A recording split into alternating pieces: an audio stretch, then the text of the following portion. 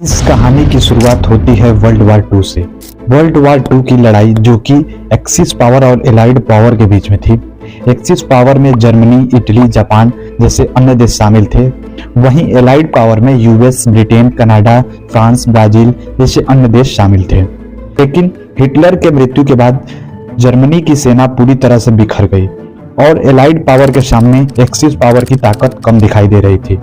हालांकि axis power के पास Japan जैसी स्ट्रॉन्ग कंट्री मौजूद थी, लेकिन समय बीतने के साथ ही जापान की ताकत धीरे धीरे कम होती जा रही थी और एक समय पर हार के कगार पर आने के बावजूद भी जापान के एम्परर हिरोहितो सरेंडर करने को तैयार नहीं थे और इनके जिद की वजह से लाखों लोगों की जानें जा रही थी। और मजबूरन वर्ल्ड वार टू को खत्म करने के लिए, जापान को रोकने के लिए अमेरिका को एक बड़ा कदम उठाना था। 16 जुलाई 1945 को अमेरिका ने परमाणु बम का सफल परीक्षण भी पूर्ण कर लिया था कि इसी समय जापान भी ऑपरेशन डाउनफॉल के नाम से अमेरिका पर एक बड़े हमले की साजिश कर रहा था। और जब इसकी भनक उस समय अमेरिका के प्रेसिडेंट हैरी ट्रूमैन को पड़ी तो उन्होंने देश के बड़े अधिकारियों के साथ मिलकर जापान के ऊपर बम गिराने की तैयारी शुरू कर दी।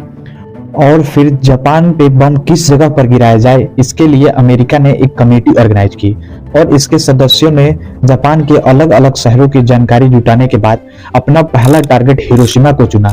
हालांकि परमाणु हमले से पहले किसी भी देश को दूसरी देश से परमिशन लेनी पड़ती है।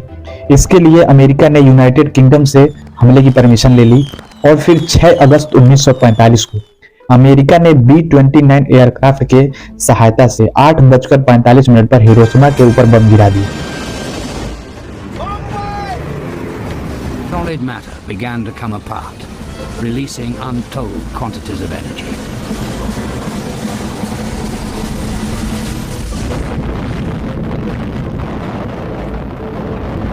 हालांकि जमीन पर पहुंचने के बाद से ऐसी तबाही हुई कि कोई देख नहीं सका।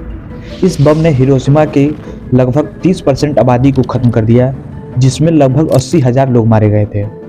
इसके पहले कि जापान इस हमले को ठीक तरह से समझ पाता कि 3 दिन बाद यानी कि 9 अगस्त 1945 को 11:02 पर अमेरिका ने नागासाकी पर बम गिरा दिया। इससे भी लगभग 40,000 लोगों की जान चली गई और इस प्रकार 2 परमाणु हमले के बाद जापान के राजा हिरोहितो ने 14 अगस्त 1945 को अमेरिकी सेना के सामने अपना सरेंडर कर दिया।